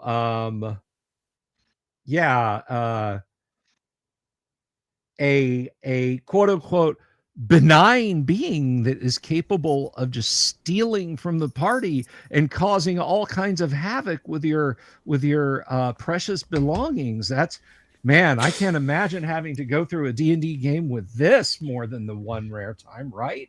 That would be awful. See how awful that is, guys? Oh, crap. All right. So Hey, Matthew Steele, thank you for becoming a member. Matthew, we will send the tattoo artist to come out and brand you any day now. We know where you are. Remember, don't resist. It'll hurt less. I'm kidding. You're gonna feel a little pressure. Yeah, we do it while you're asleep. Anyway, so yeah, these things are both lying dead. The aerial servant is still Holding the splendiferous there in its invisibility. Okay, so there were only 2. I thought there were 3. Apparently there were only 2. Interesting. I don't believe that for a second. I thought there were 3. Then I will send the aerial servant. I will bid it one last task, provided all these are done, as in all these creatures are found. So 1, search them out to make sure there are none left. 2, failing there being none left, search this whole corridor for any items, bladed implements, shiny things. Bring them here before me, and your task is done. You can go home. Yes. All right. So your ears pop as air rushes back in, and then you all kind of are blown back by a breeze. Floating in midair, like they literally just materialize in midair, is presumably your good Elminar's dagger and your good Don Drexel's scimitar. They float through the air and are laid on the floor before you. Another place. All right. Awesome. That's it. I'll dismiss him. I really had hoped for more treasure to compensate for burning such a high-level magic item, but, you know. All right. So it's, I think that's I need to see here. I want to be fair and equitable. I know where the weapons were, but did this.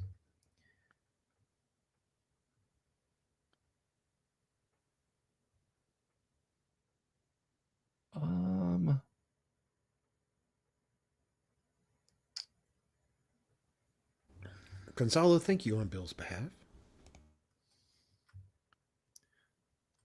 Oh, Gonzalo, thank you. Thank you very much. And thank you, Tim. Thank you for the super. I do appreciate it. You guys literally help keep the lights on here, but it is never necessary. Well, keeping the lights on is necessary. You guys don't have to super chat. Let's see.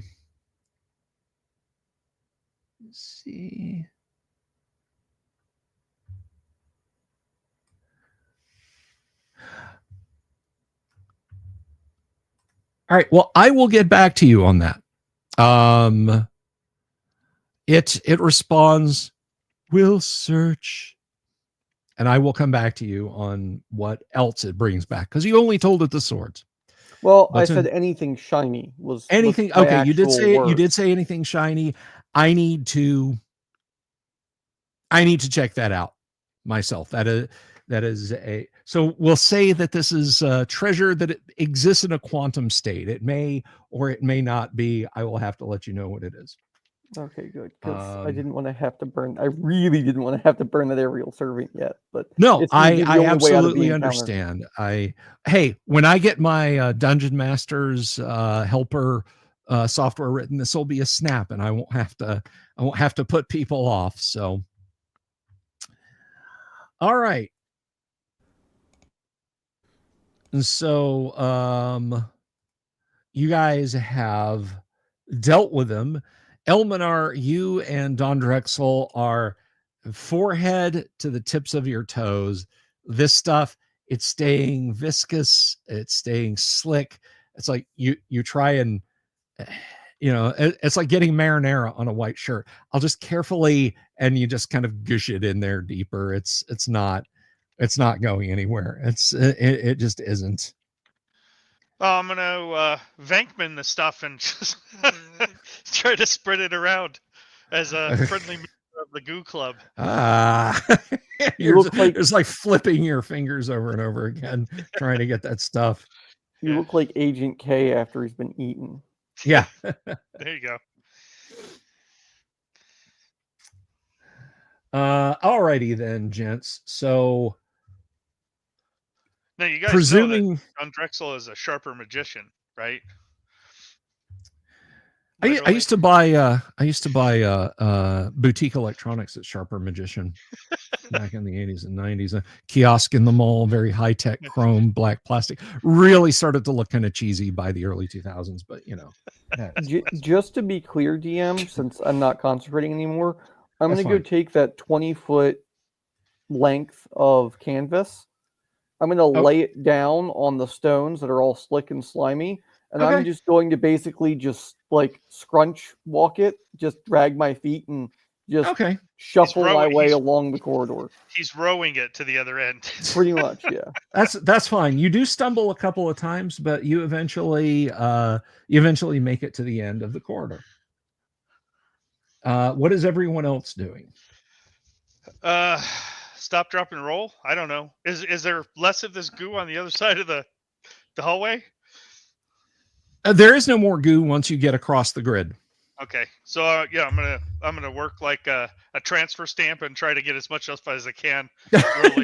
just rolling back and forth. It's just making sand stick to you. Well, that's It's- fine. it's That's still like- better than being sticky like that. I so- understand.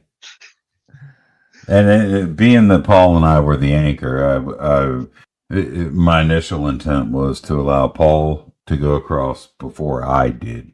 So, I'll let Paul go across after everybody else has made it across, and then I'll tie the rope around my waist and see if I can make it. Okay.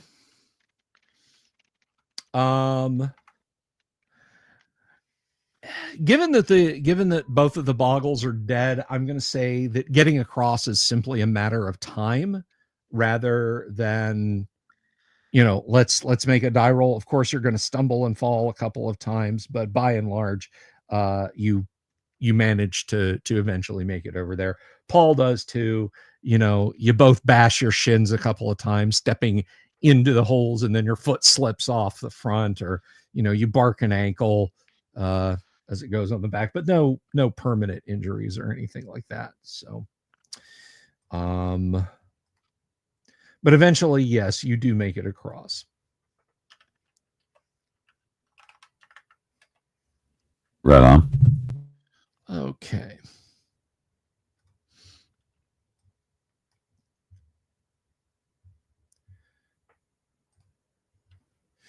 All right. Give me just a second and I will move the camera around and show you guys what you see next. Now that you're over here though, and you're not making a hell of a lot of noise, and there's not like the constant gale force blast of the aerial servants in your presence. I have a question about boggles as well. Okay. So I'm looking at their entry because I'm totally going to use them. And now that they're all dead, I can look them up. I've never looked at them before. And I want to use them against my party on the weekend. And it says they have a rake, so they hit with both claws, and then their rake. So then their rake, so would they do 4d4 if they rake? Because d4 from the first claw, d4 from the second claw, and then an additional 2d4, or is it an additional 1d4? I can't tell with the way it's written. The AD&D module has that they can kick with their back claws. So it's 5d4 if they just go full ham and are thrashing and trying to get you. Ouch. Yeah. Stop and consider. This thing could potentially do more damage than a young adult red dragon it can with its breath weapon attack, that is. It still can't beat a giant weasel. It still can't beat a giant weasel. I mean, let's who face can? it, the young adult red dragon's breath weapon is like a Bic lighter. I mean, it's not. Well, it's 22 or 33 save for half. It's still gonna sting. You're still gonna lose some stuff.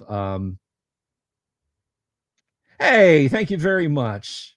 Thank you very much, EOTB. I want to be fair. It's a trap. Okay. The aerial servant pops back into existence one more time and sets a large bulging sack that is also covered with oil secretions down at your feet just as you make it across holder. All done. And then it vanishes. The aerial Excellent. servant, that is. Yeah, it did its job. Yes. Briefly, there are 1,500 silver pieces and 2 pieces of jewelry in the sack. All right. So, I would like probably one of those pieces of jewelry, but like as far as the group is concerned. But all right, let me show you guys. We have a little bit left tonight. Let me, Kevin, you're moving around the corner. Are you just going to slide on around there? Yes. All right. Bear with me just a second. Slip and slide. Yeah. That's what she said. yeah, hopefully I could get my hands. So on Billy, I was talking to my old lady, and never mind. that. Sorry, dude. Go ahead. No, it was a stupid joke that would get me deplatformed from everything I care about. Mood. It's a book on how quickly to get deplatformed. It's 2 sentences. So, one of the people That's about it. one of the people I've worked with on a fairly regular basis over the years called me the other day, actually this morning, to ask me advice on how to deal with something with his wife. And I'm like, dude, I'm divorced. You sure you want to ask me? I mean, I'm just saying. Honestly, no doubt, because I think even married men, Tim, can like look at the situation and be like, if it ends, what? I can just go play video games all day. I can go fishing. I can do whatever. I will admit, I play a lot more video games than I used to. In fact, I spent a large part of the weekend playing Pac-Man, Miss Pac-Man, and Galaga. So yeah, it was a pretty good weekend. Brilliant. I even have an Atari 2600 emulator that has a pretty good version of Chopper Command on it. Man, I love Chopper Command. I love Choplifter as well. Oh, my kids challenged me to a pitfall contest, and they've decided that they won't challenge me to anything ever again. Yeah. Pitfall was brilliant. I mean, that was a brilliant 2600 game. No way around that. See, this is what happens when you're a 50-year-old sort of semi-retired physicist who's worked in everything from universities to startups. I don't have anybody else to ask. Both my parents have passed away, so like my mother's not going to come over and pick on me. I don't have a girlfriend. I don't have a wife. It's pretty much my place, So every once in a while, my kids will be like, we'll be going to the game store, and my kids will be like, "Really, Dad?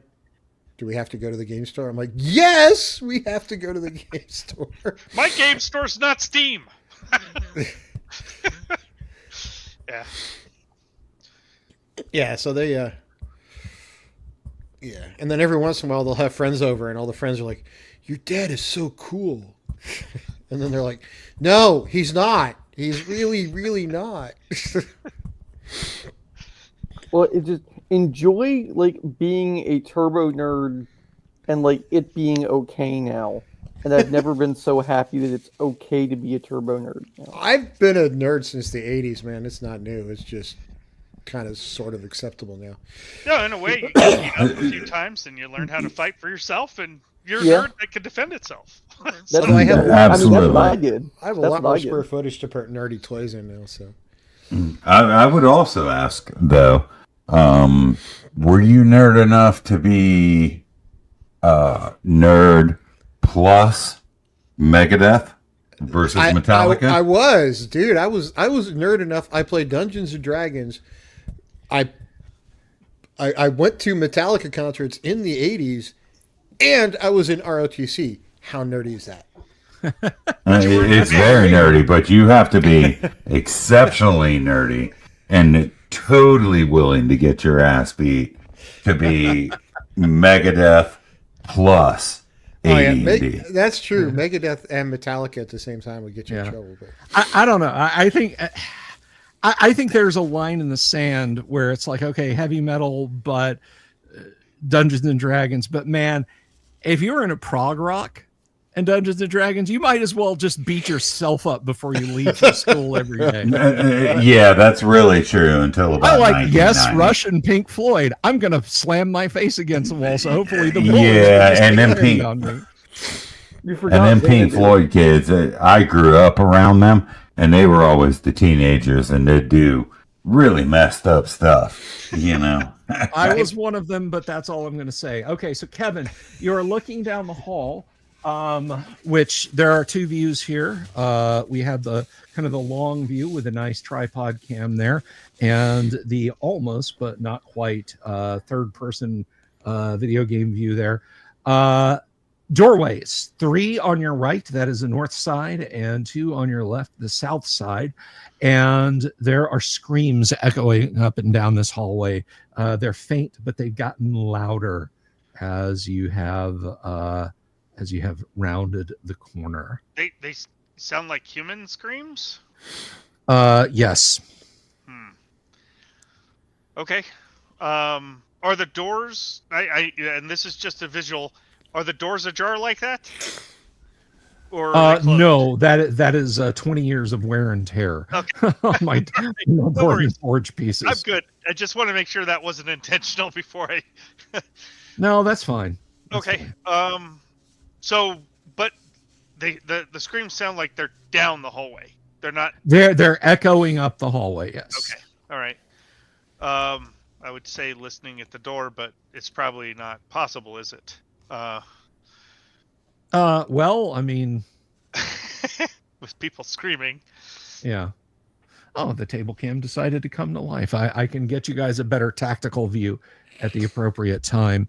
But as we are at the top of the hour, before we wrap, gentlemen, is there anything you guys would like to do in preparation for next week's adventure, or anything you're going to announce that your characters are doing, or anything like that? Not I. No. Holder?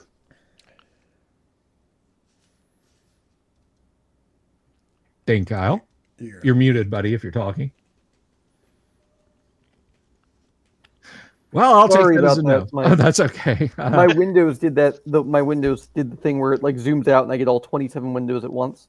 Oh, and I God, had to find yeah. out which one was the real one. Yeah. No, I'm good. Okay. All right. So we will 9? leave off there. I'm Tim. Anything 9? for 9? Okay. All right. So thank you to all my players for making another wonderful game. Now, if you like the live plays, if you'd like to see more of this, and you're watching this again after the fact, please leave a comment down below and let us know. I really, really do appreciate it. Thank you, Matthew Steele, for becoming a member tonight. That was really awesome. Super big ups to Eye of the Beholder and to Gonzalo Lira's bar tab. That's a paragraph worth of words in itself for the supers tonight. I will be back tomorrow. We are going to talk more about Temple of Elemental Evil. We are going to talk more about, of course, we're going to talk about the guac. I'm going to talk about that every night between now and when we finally kick off in a couple of weeks. And I will see you all then. But just be careful, because the big DM in the sky might roll a d6 and decide it's time for you to have an encounter with an owl bear. Peace. Good night. God bless. Love you all. Have you seen my owl bear?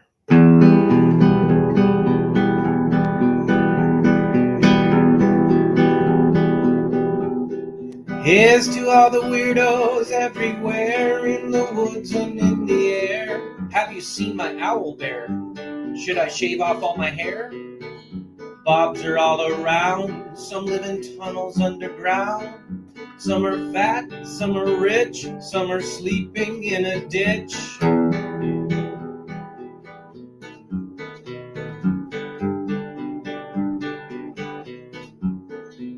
Can you ride a crooked horse without a saddle way off course? Naked as a toad all the way to Smoky Joe's. Have you seen the little creep driving fast in his little green Jeep? He smells like fish and brandy, but his rotten teeth look dandy. Take me to the show, I don't care if fast or slow. From action flicks to dancing dicks, just take me to the show.